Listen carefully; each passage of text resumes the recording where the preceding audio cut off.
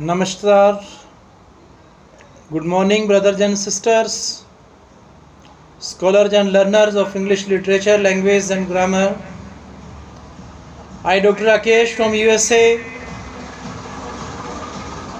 Today we are going through works of Shakespeare. At the time of Shakespeare's death, 21 plays existed in manuscripts in the various theatres. A few others had already been printed in quarto form, and the latter are the only publications that could possibly have met with the poet's own approval. More probably, they were taken down in shorthand by some listener at the play and then pirated by some publisher for his own profit. The first printed collection of his plays, now called the First Folio, 1623, was made by two actors, Hamming and Condell, who asserted that they had access to the papers of the poet and had made a perfect edition. In order to keep the memory of so worthy a friend and fellow alive, this contains 36 of the 37 plays generally attributed to Shakespeare, Pericles being omitted. This celebrated first folio was printed from playhouse manuscripts and from printed quartos containing many notes and changes by individual actors and stage managers. Moreover, it was full of typographical errors, though the editors alleged great care and accuracy, and so, though it is the only authoritative edition we have,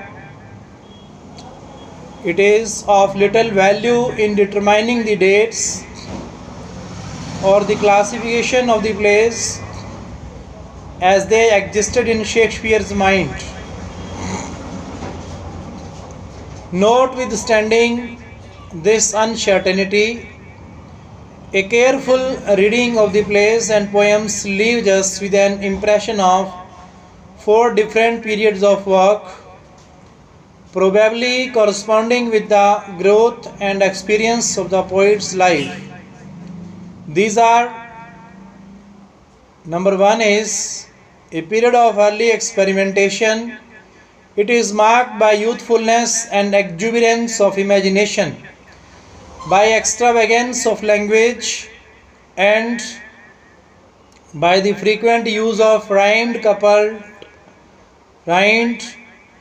couplets with his blank verse. The period dates from the arrival in London to 1595. Typical works of this first period are his early poems, Love's Labour Lost, Two Gentlemen of Verona, and Richard III. Next, number 2, a period of rapid growth and development from 1595 to 1600. Such plays: The Merchant of Venice, Midsummer Night's Dream, As You Like It, and Henry IV, all written in this period, show more careful and artistic work, better plots, and a marked increase in knowledge of human nature. Next, a period of gloom and depression from 1600 to 1607, which marks the full maturity of his powers. What caused this evident sadness is unknown, but it is generally attributed to some personal experience, coupled with the political misfortunes of his friends, Essex and Southampton. The sonnets, with their note of personal disappointment, Twelfth Night, which is Shakespeare's farewell to mirth, and his great tragedies Hamlet, King Lear, Macbeth, Othello, and Julius Caesar belong to this period. Next, a period of restored serenity, of calm after storm, which marked the last years of the poet's literary work. The Winter's Tale and the Tempest are the best of his later plays. But they all show a falling off from his previous work and indicate a second period of experimentation with the taste of a fickle public. To read in succession 4 plays taking a typical work from each of the above periods is one of the very best ways of getting quickly at the real life and mind of Shakespeare. Following is a complete list with the approximate dates of these works, classified according to the above 4 periods. First period, early experiment, Venus and Adonis, Rape of Lucrece, 1594, Titus Andronicus, Henry VI, in 3 parts, 1590 to 1591, Love's Labour Lost, 1590, Comedy of Errors, Two Gentlemen of Verona, 1591 to 1592, Richard III, 1593, Richard II, King John, 1594 and 95. Second period development, Romeo and Juliet, Midsummer Night's Dream, 1595, Merchant of Venice, Henry IV, 1596, Henry IV, Merry Wives of Windsor, 1597, Much Ado About Nothing, 1598, As You Like It, Henry IV, 1599. Third edition, Maturity and Gloom, Sonnet 1600, Twelfth Night 1600, Taming of Shrew, Julius Caesar, Hamlet, Troilus and Cressida, 1601 to 2, All Is Well That Ends Well, Measure for Measure, 1603, Othello, 1604, King Lear, 1605, Macbeth, 1606, Antony and Cleopatra, Timon of Eldon, 1607. Fourth period, late experiment, Carolinus Periodicts, period 1608, Cymbeline 1609, Winter's Tale 1610 to 1611, The Tempest 1611, Henry VIII, unfinished. Classification according to source in history, legend and story. Shakespeare found the metrical for nearly all his dramas, and so they are often divided into 3 classes called historical plays like Richard III and Henry V, legendary or partly historical plays like Macbeth, King Lear and Julius Caesar, and fictional plays like Romeo and Juliet and The Merchant of Venice. Shakespeare invented few, if any, of the plots or the stories upon which his dreams are founded, but borrowed them freely after the custom of his age, wherever he found them. For his legendary and historical material, he depended largely on Holinshed's Chronicles of England, Scotland and Ireland, and on North's translation of Plutarch's famous Lives. A full half of his plays are fictional, and in these he used the most popular romances of the day, seeming to depend most on the Italian storyteller. Only 2 or 3 of his plots, as in Love's Labour Lost and Merry Wives of Windsor, are said to be original, and even these are doubtful. Occasionally, Shakespeare made over an older play, as in Henry VI's Comedy of Errors and Hamlet, and in one instance at least he seized upon an incident of shipwreck in which London was greatly interested and made out of it the original and fascinating play of The Tempest, in much the same spirit which leads our modern playwrights when they dramatize a popular novel or a war story to catch the public fancy. Classification according to dramatic type. Shakespeare dramas are usually divided into three classes called tragedies, comedies, and historical plays. Strictly speaking, the drama has but two divisions, tragedy and comedy, in which are included the many subordinate forms of tragicomedy, melodrama, lyric drama, farce, etc. A tragedy is a drama in which the principal characters are involved in desperate circumstances or led by overwhelming passions.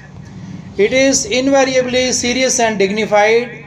The movement is always stately but grows more and more rapid as it approaches the climax, and the end is always calamitous, resulting in death or dire misfortune to the principals.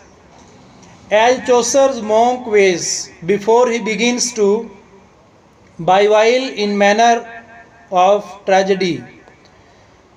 Bewail in manner of tragedy. Tragedy is to sing a Syrian story of him that stood in great prosperity and is fallen out of higher degree into misery and eateth wretchedly. A comedy, on the other hand, is a drama in which the characters are placed in more or less humorous situations. The movement is light and often mirthful, and the play ends in general goodwill and happiness. The historical drama aims to present some historical age or character and may be either a comedy or a tragedy. The following list includes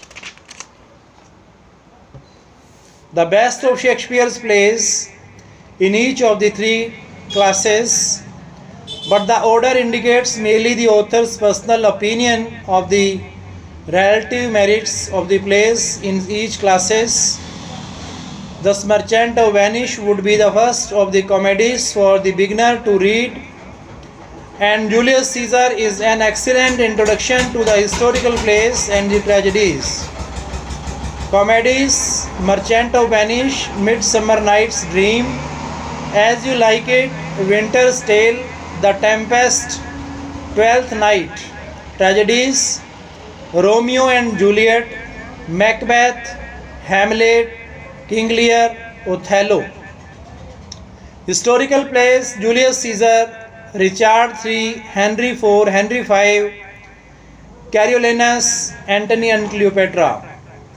Doubtful plays: it is reasonably certain that some of the plays generally attributed to Shakespeare are partly the work of other dramatists. The first of these doubtful plays, often called the pre-Shakespearean group, are Titus Andronicus and the first part of Henry VI. Shakespeare probably worked with Marlowe in the two last parts of Henry VI and in Richard III. The three plays, Taming of the Shrew, Timon and Pericles, are only partly Shakespeare's work, but the other authors are unknown. Henry VIII is the work of Fletcher and Shakespeare. Opinion being divided as to whether Shakespeare helped Fletcher or whether it was an unfinished work of Shakespeare which was put into Fletcher's hands for completion. Two Noble Kinsmen is a play not ordinarily found in editions of Shakespeare, but it is often placed among his doubtful works. The greater part of the play is undoubtedly by Fletcher. Edward III is one of the several crude plays published at first anonymously and later attributed to Shakespeare by publishers who desire to sell their wares. It contains a few passages that strongly suggest Shakespeare but the external evidence in all against his authorship. Shakespeare's poems. It is generally